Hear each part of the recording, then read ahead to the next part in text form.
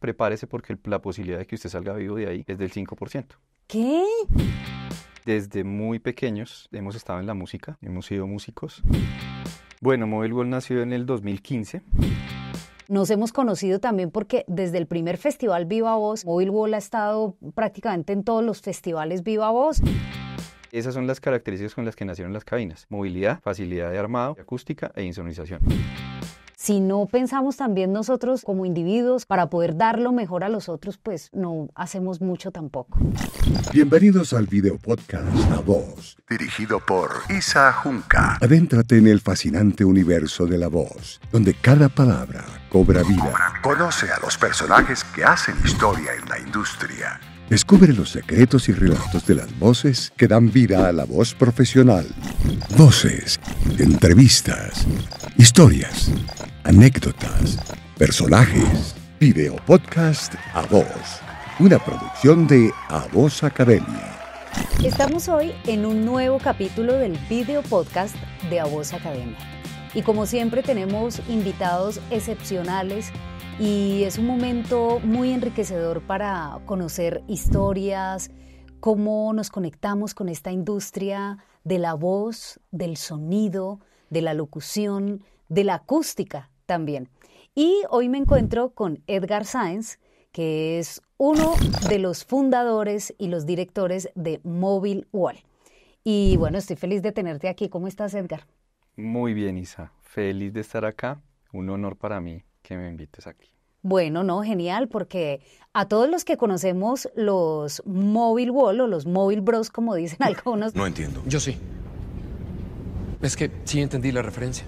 Porque son tres hermanos que están al frente de este proyecto, un proyecto además familiar, pero que también trasciende todo este universo profesional y que hemos tenido oportunidad de conocernos desde el primer Festival Iberoamericano de la Voz en 2019. Ahí conocimos de los hermanos y conocimos de este proyecto maravilloso de cabinas. Pero justamente lo que vamos a ver hoy es que más allá de este proyecto de construir cabinas perfectamente insonorizadas, con un tema de patentes también muy interesante, pues detrás de todo eso hay unos seres humanos. ¿Cómo fue que llegaste a la idea de fabricar unas cabinas tan profesionales para locutores, para cantantes, para personas que trabajan con la voz y que requieren tener un espacio muy profesional e insonorizado? ¿Cómo llegaste a esa idea inicialmente? La idea es la respuesta a una problemática propia. Ok. Nosotros desde muy pequeños hemos estado en la música, hemos sido músicos, tenemos una familia en gran parte musical. Entonces nacimos en este tema de las cabinas porque montamos un estudio en algún momento y cuando quisimos tener el espacio insonorizado no estaba. Entonces, bueno, nosotros venimos de una familia que aparte de la parte artística hay ingenieros de sonido, industriales, hemos trabajado materiales. Mi papá, nuestro padre fue o ha sido una persona que ha trabajado en tema de materiales toda su vida. Sí. Entonces aprendimos muchísimo de eso y buscamos una solución propia. Y digamos que son de estos proyectos en donde uno encuentra una solución que es aplicable a más personas. No fue solamente para nosotros. Pero desde los 14 años haciendo, pues en mi caso, haciendo música, y a mí me ha fascinado desde que me acuerde todo el tema de grabar, de conectar, de cablear, de hacer sonido. Todo eso para nosotros ha sido todo un proceso de crecimiento.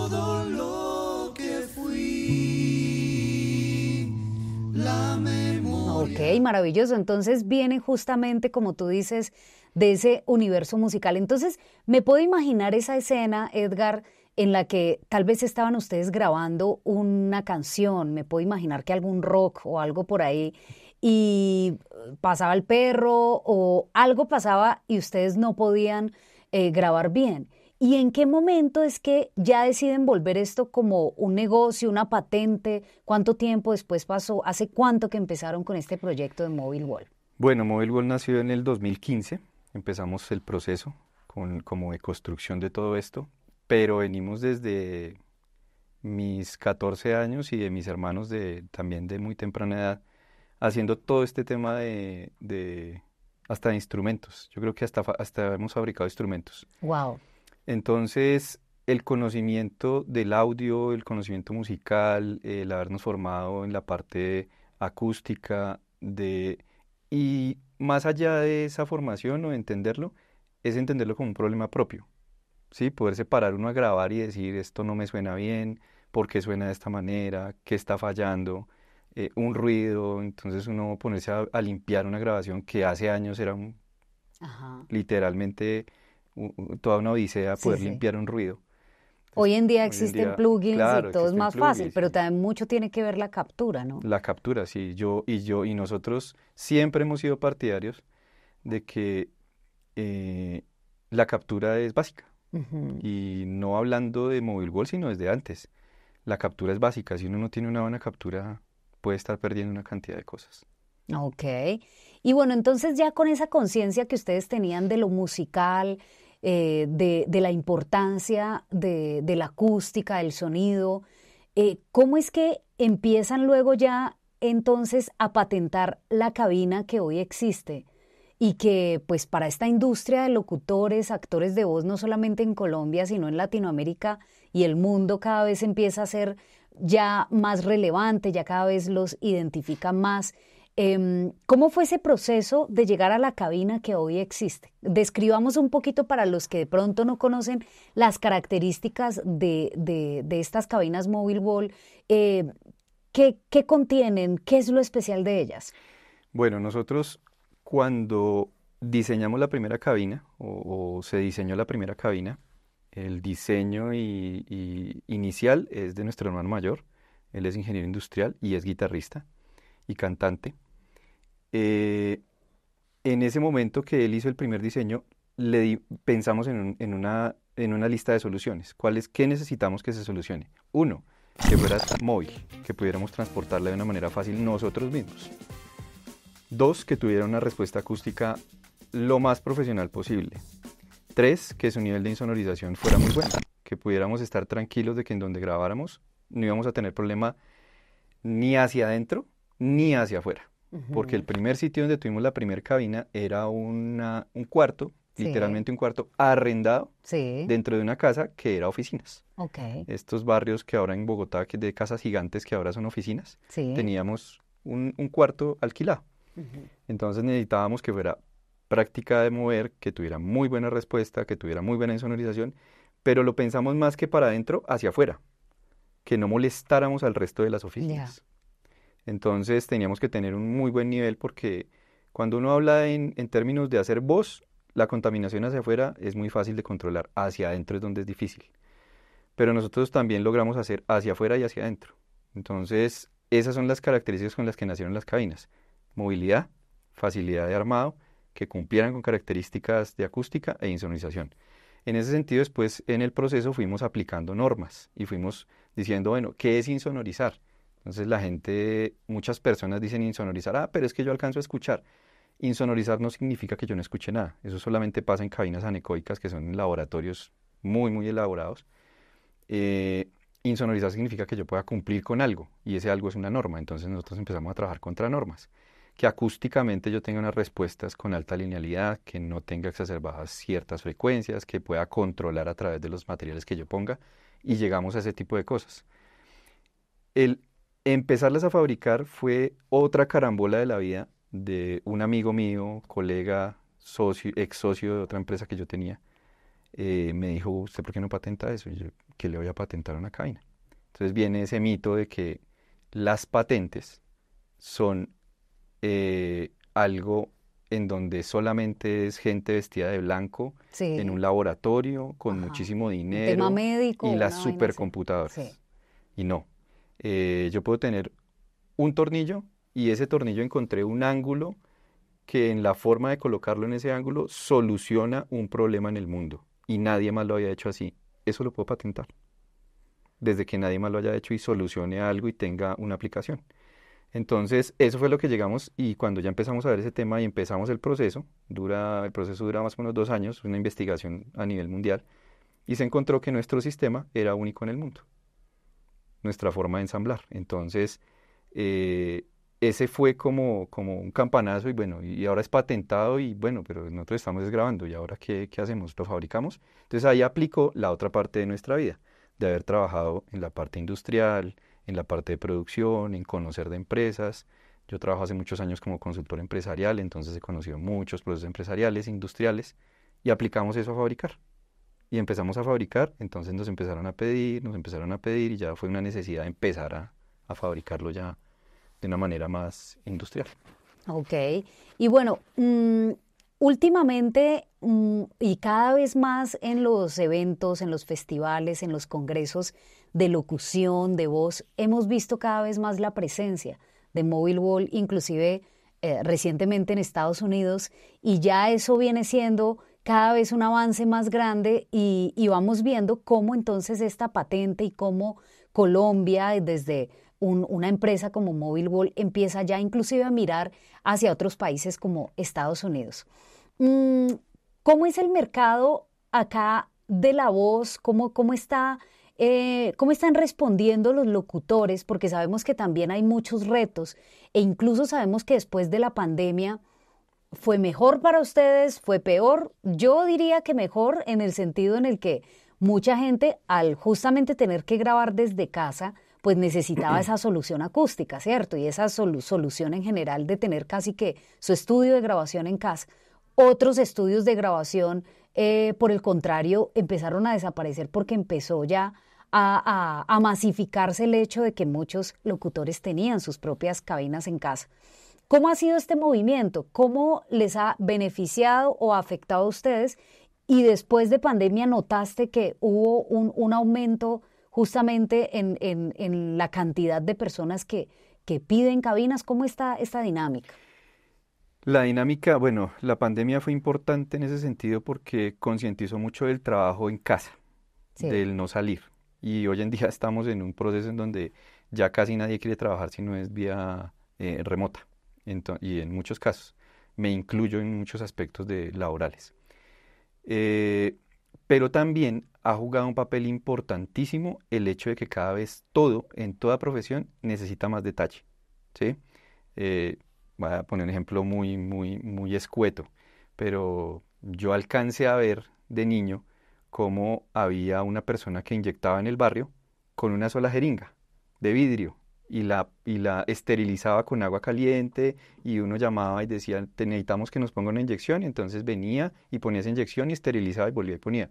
Eso hoy en día es una locura, Sí. ¿sí? Cada vez hace más detalle, que eso es imposible, eso es irracional hoy en día, porque se va haciendo más fino cada vez las cosas y con más detalle las investigaciones van mostrando que se generan necesidades de cosas que nos van generando diferencia frente a nuestras competencias. Y para yo poder, no solamente por necesidad de competencia, sino porque quiero proponer cosas diferentes. Entonces, en ese sentido, lo que nosotros estamos haciendo, las personas lo han empezado a percibir como una necesidad de poder hacer que ese trabajo, bien sea de un instrumento como la voz, o de un instrumento musical, o de un área que necesita silencio, Uh-huh. se ha vuelto importantísimo en el desarrollo de una carrera. Entonces, muchas personas han llegado a nosotros porque dicen, bueno, es que yo quiero avanzar más en esto, ¿qué puedo hacer? Y cuando tienen un sistema correcto de acústica, sienten como sus procesos fluyen más. No quiere decir esto que sin un espacio acústico no pueda ser un buen instrumentista o un buen locutor o un buen cantante. No quiere decir que eso sea relevante para ser bueno, para que la formación esté. Pero si yo tengo una muy buena formación y después la quiero sacar y no tengo las herramientas, así como tener un buen micrófono, un buen computador, una buena interfaz y saberlo manejar, también necesito un espacio que permita algo que me parece fundamental y que desde mi punto de vista de vivirlo, lo he sentido y es interpretar. Claro. ¿Sí? Que cuando yo esté en un espacio me pueda dedicar a pensar solamente en la interpretación que voy a hacer. Uh-huh. No en si me va a ladrar el perro, en si estoy haciendo la interpretación y me pasó la ambulancia, en si me van a devolver porque es que escuchan un eco o tienen un ruido eléctrico o es que, mire, es que su micrófono está fallando. Claro. Entonces, ahí la pandemia sí concientizó a muchos del trabajo en casa, pero la necesidad de ir haciendo más fina la profesión también nos ha ido llevando a cumplir más metas de ese tipo. Ok, genial. Bueno, y me voy a devolver un poquito aquí para conocer más entonces a Edgar Sáenz, a los hermanos Mobile Wall y digamos un poco sus mentes, sus personalidades detrás de estas cabinas, porque sé que a ustedes también, además de la música, como ya nos lo comentaste, también les interesa el campo de la investigación y bueno, nos hemos conocido también porque desde el primer festival Viva Voz, creo que Mobile Wall ha estado prácticamente en todos los festivales Viva Voz, en Bogotá, luego en Medellín, en Cali, en Cartagena y este año, por supuesto, esperamos de nuevo estar aquí en Bogotá y poder seguirlos conociendo más, seguir conociendo el proyecto. Y justamente me voy a unas pequeñas preguntas que nos van a hacer conocerlos un poquito más. Hablemos entonces de ese género musical o de esa posible banda en la que empezaron tocando, que fue a su vez la puerta de entrada hacia que más adelante hicieran cabinas, por ejemplo. Bueno, nosotros hemos pasado por de todo un poquito. Nuestro crecimiento musical viene por nuestro padre, Sí. que toca guitarra y es de música de cuerda, música colombiana. Ok. Entonces por ahí nacimos escuchando música y la música vieja, boleros, bueno, música de cuerda de todo tipo, 6 años música así, andina. escapándome a otro lugar con mi fantasía, buscando otro cuerpo. Después conocimos a principios de los años 90 la música andina latinoamericana y empezamos toda esa ola de esa época que era la música medio protesta, bueno, no tanto por la protesta, sino ese género y la música andina. Ajá. Después hemos pasado por géneros de salsa, de música tropical, rock en español, hemos hecho pop, hemos hecho música vocal. Yo estudié parte en mi carrera en la universidad. Mi lado B fue también estudiar música en el Conservatorio de la Universidad Nacional. Hice parte del coro oficial de la Universidad Nacional varios años. Genial, o sea, ¿tu carrera de cabecera cuál es? Yo de cabecera, de formación, soy químico farmacéutico de la Universidad Mira, Nacional. esa es otra sorpresa. Sí, Ok. bastante particular. Que me dicen que cómo aplico lo que yo hago o lo que me formé. Toda la investigación o análisis que tiene la química está basada en un rango de los espectros. Y otro rango del espectro es el audible. Pero la forma en que se investigan son similares, con equipos diferentes. Pero la forma de interpretar el manejo matemático y físico es similar. Tiene mucho que se puede extrapolar. Entonces eso me ha llevado también a técnicamente conocer muchísimo este tema. Y obviamente pues ha tocado leer mucho, estar en contacto con gente durante todos estos años. Y realmente nadie se imagina que tengo esa profesión. Pero ya hace muchos años realmente no estoy ejerciendo en esa profesión.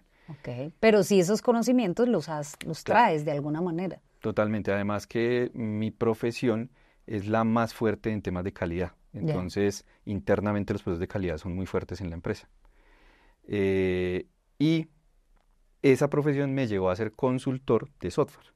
Y a ser consultor de software he llegado a muchísimas empresas a conocer procesos, a asesorarlos en términos de producción, logísticos, de calidad, de ventas, he dirigido proyectos, entonces eso me lleva a poder tomar muchas cosas de muchas partes e irlas metiendo dentro de lo que hacemos. Entonces eso también hace que tenga unos productos y servicios fortalecidos por experiencia empresarial. Y de mis hermanos, Dago, que es mi hermano menor, es músico de profesión, es técnico en audio. Okay. Mi hermano mayor es ingeniero industrial y es guitarrista y cantante. Y es experto en optimización de procesos industriales. Entonces tenemos una combinación y tenemos 2 socios más, una administradora de empresas y un ingeniero de sistemas. Okay. Entonces eso es el equipo de socios de la empresa.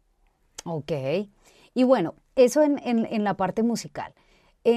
Los que hemos podido compartir contigo, Edgar, pues digamos, te vemos una persona muy tranquila, te vemos una persona muy amable, muy noble, muy siempre dispuesto a ayudar, etcétera. Pero ¿qué será aquello que quizás a ti te saca de casillas? Uy. Tiene que haber algo. Sí, tiene hay que una haber cosa algo. que me saca de casillas impresionantemente y es la intolerancia en la ciudad.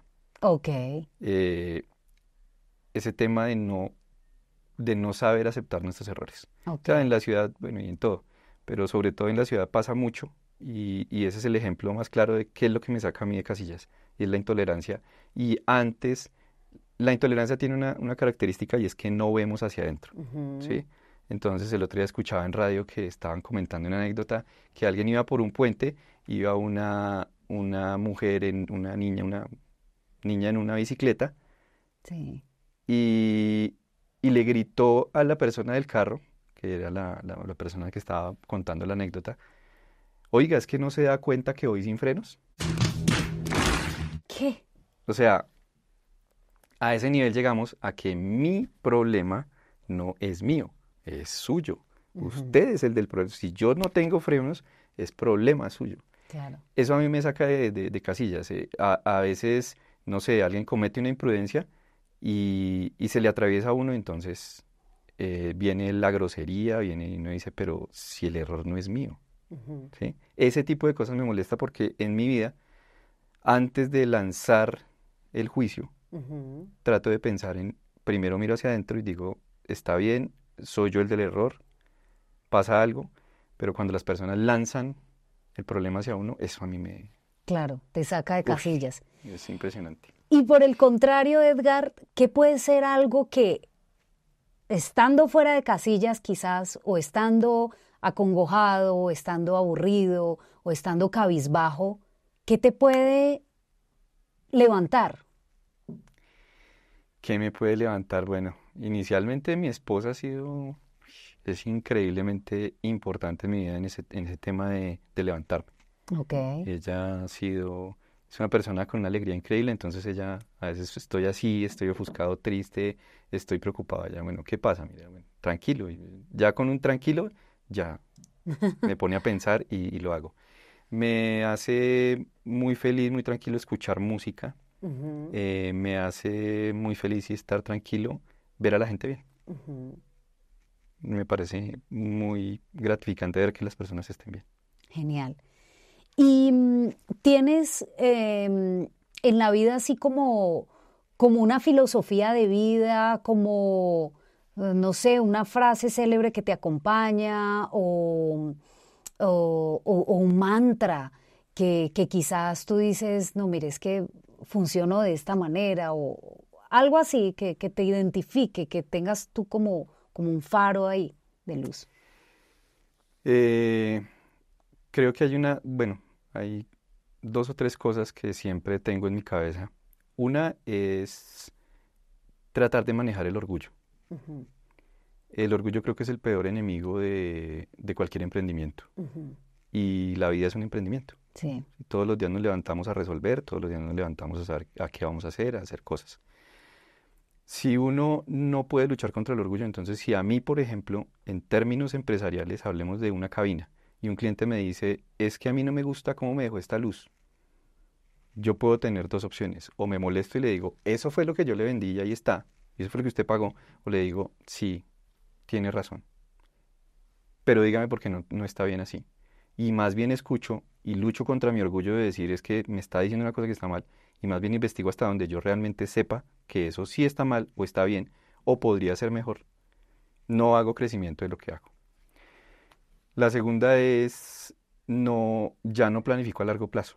Ya. De hecho, hace poco me estaban pidiendo que ayudara, me estaban entrevistando para un proyecto que necesitaban que ayudara a dirigir. Y me dijeron, ¿cómo se ve en 5 años? Y yo no me veo en 5 años. ¿Por qué? Me causa curiosidad. Eh, Hay un tema Mobile Wall es parte de una empresa que se llama Dos Dedos SAS, que realmente es el nombre de la empresa, el nombre empresarial. Dos Dedos nace por un tema de salud mío, Ok. ¿sí? En donde yo literalmente casi no salgo de un hospital. Y cuando salí con muchas preguntas y acostado en una cama de cuidados intensivos preguntándome cosas. Wow, ¿y de eso hace cuánto estamos hablando? Eso fue en 2015. Ok. Realmente Dos Dedos nació poco tiempo después de que empecé la recuperación. Ok.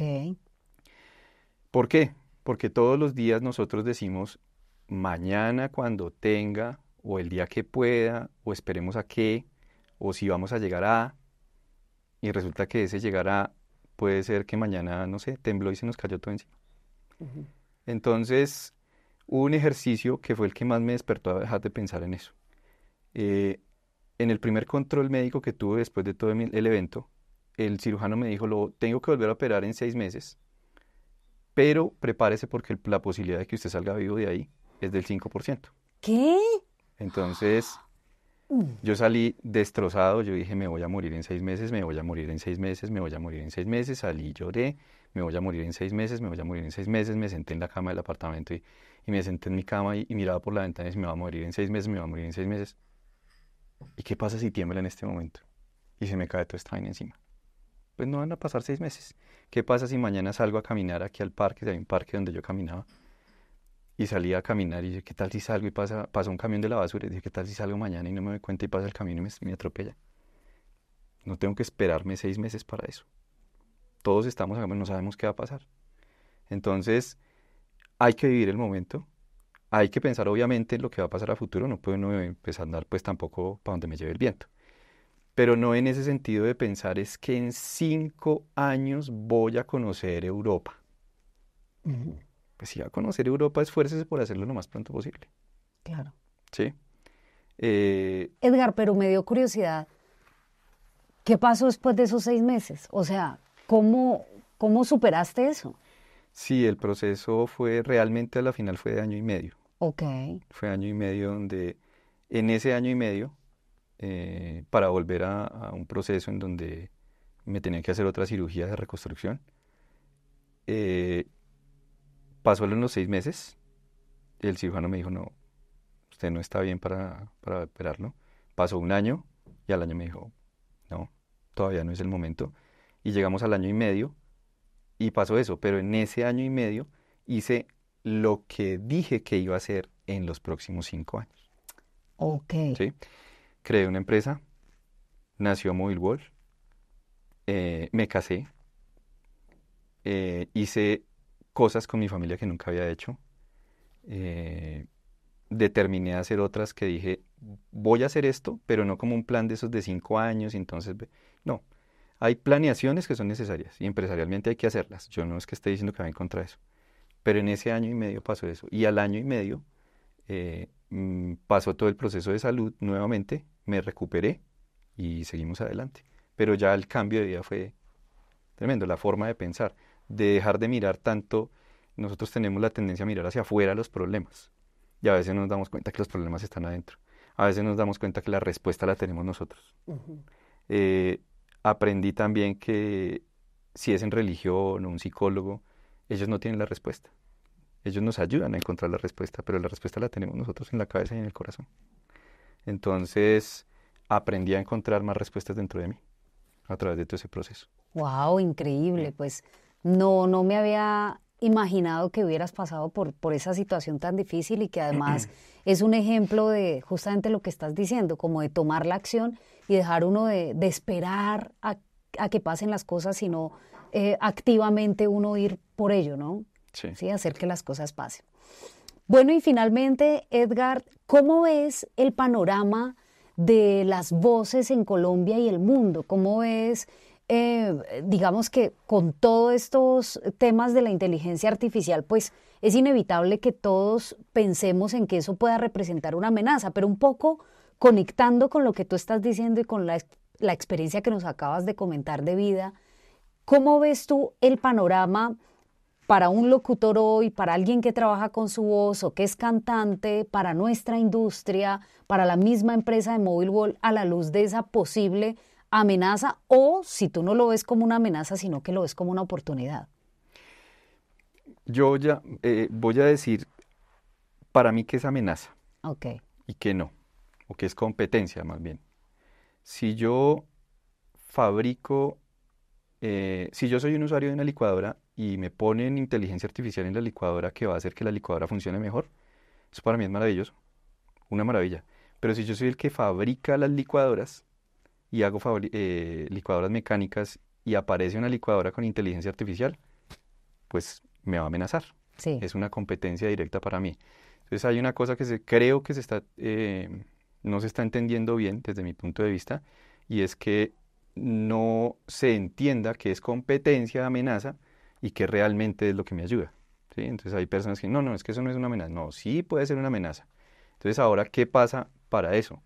La única manera es que la inteligencia artificial realmente no es inteligente. La inteligencia no es una inteligencia, es una copia de cosas que repetimos y cosas que se hacen continuamente y que un software puede copiar y matemáticamente predecir para decir si tomo A o B ruta o C y empiezo a predecir. Pero la inteligencia artificial realmente no es una inteligencia como nosotros. Precisamente por eso las inteligencias artificiales y los algoritmos hacen una o dos cosas de un mundo de cosas, porque tienen algoritmos para cada cosa. Nosotros no, nosotros tenemos un cerebro que hace una cantidad de cosas y gente que se especializa en algo. Entonces, ¿hacia dónde veo yo este tema? Todo el tema, no solo las voces, la música, nuestra función como seres humanos en el mundo, cómo nos comportamos, qué hacemos, qué estamos proponiendo. Y es eso, que tenemos que proponer. Si no proponemos, cualquier inteligencia nos va a acabar en cualquier área. O sea, solamente si proponemos vamos a funcionar. ¿Cómo se propone? Se propone siendo más finos en lo que hacemos, se propone siendo más, formándonos más, se propone haciendo que tengamos actividades que sean mucho más especiales y que hagan que la inteligencia artificial no tenga las herramientas para copiarnos, ¿sí? Si nosotros somos planos, si no estudiamos, si no proponemos cosas diferentes, la inteligencia artificial pues fácilmente encuentra todo el campo de acción para copiarnos y reemplazarnos. Entonces ahí viene cosas como, hay un ejemplo que le he puesto a varias personas, y la pregunta es, ¿usted o han visto el primer vehículo absolutamente autónomo en el planeta? Todavía no está. Y habían predicciones que decían que desde 2015, 2018, 2020, 2023 ya deberían haber vehículos absolutamente autónomos en el planeta. Todavía no existe. No hay un carro que se mueva en Bogotá de manera autónoma con inteligencia artificial. ¿Por qué? Porque la cantidad de cosas que pueden pasar en una vida, las variables son infinitas. Entonces ninguna inteligencia artificial ha logrado copiar todo eso. Entonces, si lo trasladamos a temas como la música, la voz, si nosotros estamos proponiendo cosas diferentes, estamos haciendo que la inteligencia artificial se vaya quedando hasta que no nos pueda alcanzar, ¿sí? Pero es un tema de proponer. Y ese proponer implica todo. La formación, el talento, la interpretación, el conocimiento, las diferentes áreas en donde hay que formarse, los equipos, y no solo los equipos, sino saberlos manejar, ¿sí? Para llegar a puntos en donde estemos. Y finalmente, en mi manera de pensar, y lo veo cada vez que voy a un aeropuerto, es que ya uno no escucha las voces naturales en los aeropuertos. Están las voces de inteligencia artificial. Y se está demostrando científicamente que a los humanos, de manera natural, odiamos, repelemos lo que no se sienta humano. Y estando en un aeropuerto yo me sentía rarísimo. Yo decía, ¿por qué me siento como raro acá? Y escuchaba, yo decía, es esta voz la que me está haciendo sentir raro, porque mi cerebro no la siente bien, no la siente amiga. Y finalmente, ese tipo de voces se volverá un punto diferenciador en el momento en el que vaya a haber procesos en los cuales la gente va a ser mejor si utiliza cosas reales. Y las marcas van a ser mejor. Bueno, pues nos vamos quedando con esas conclusiones. El ser más reales, ser proactivos, el siempre ir más allá. Si no pensamos también nosotros en nosotros como individuos, como humanos, para poder dar lo mejor a los otros, pues no hacemos mucho tampoco. Así que, bueno, pues grandes experiencias. Edgar, muchísimas gracias por habernos acompañado este día. Gracias a ti. Nos vemos en una próxima entrega en video podcast de A Voz. Transforma tu vida con el poder de tu voz.